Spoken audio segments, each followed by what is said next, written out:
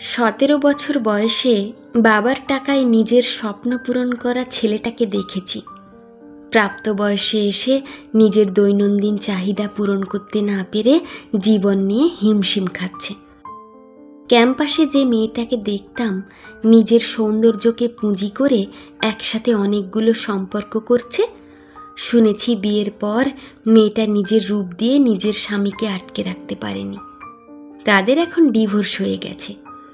Backbencher কিংবা একটু সহজ সরল দেখে যে ছেলেটাকে আমরা সবসময় খ্যাপাতাম, পরবর্তীতে দেখেছি সে ছেলেটা নিজের ভালো ব্যবহার এবং সততার জন্য জীবনে অনেক দূর এগিয়ে গিয়েছে।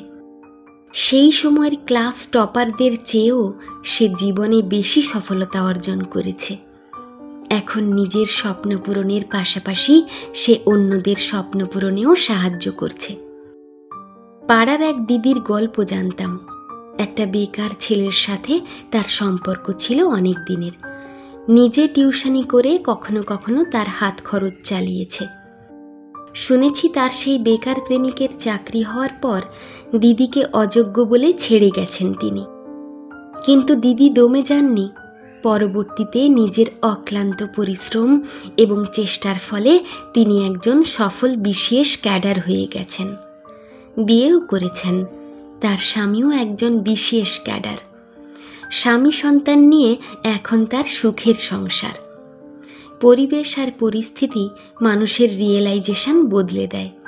সব মুহূর্ত সবসময় একরকম থাকে না, বদলায়।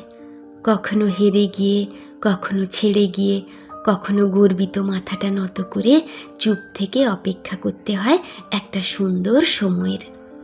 সময় আর সফলতা একদিন সব কিছুই খুব সুন্দরভাবে গুছিয়ে দেয়।